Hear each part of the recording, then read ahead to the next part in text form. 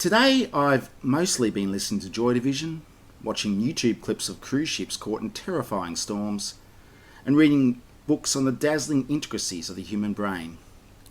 I was hoping that the latter activity may go some way to explaining my obsession with watching huge ships being tossed around like corks in tumultuous oceans, but no luck yet. I remain hopeful. And remaining hopeful is the best we can hope for these days. I listened to Isolation by Joy Division in isolation in the midst of lockdown 2 electric booger flu. And yeah, I know, COVID-19 is not the flu, but sometimes you have to follow the rhymes. I flourished during the first lockdown. Pre-pandemic life, I was constantly on the verge of burnout.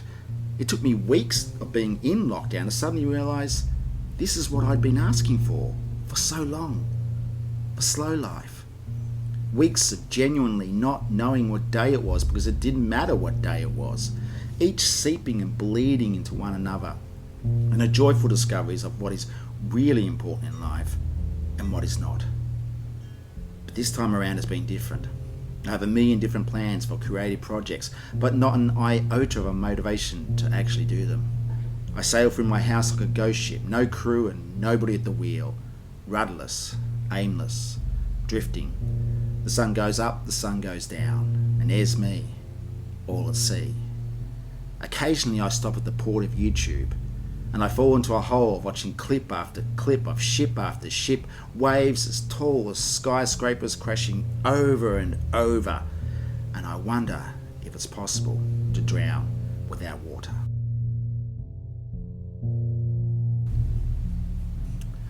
I haven't lived on the beach since I was a teenager.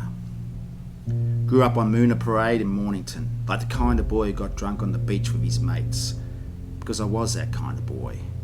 And because being underage, beach nightclubs, otherwise known as the beach huts we would break into, were the only nightclubs we could get into.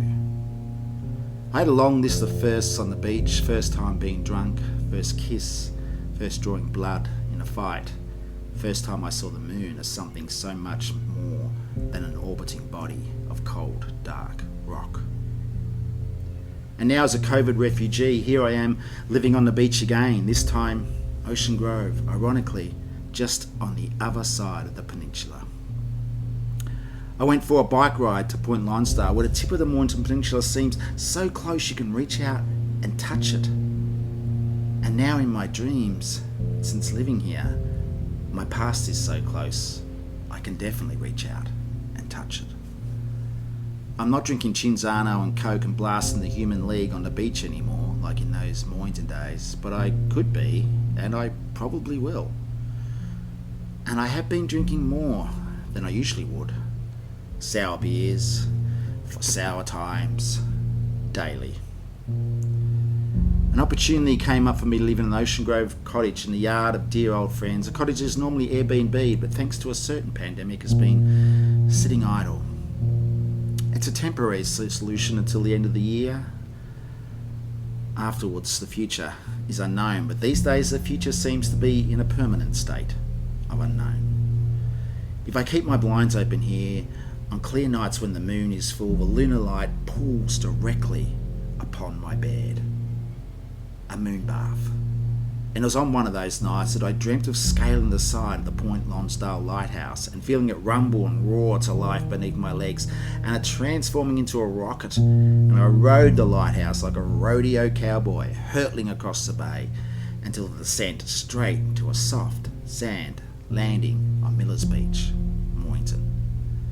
And I sat on the beach flipping the nostalgia, looking now across the bay towards Ocean Grove and realising sometimes life seems to be always where you are not.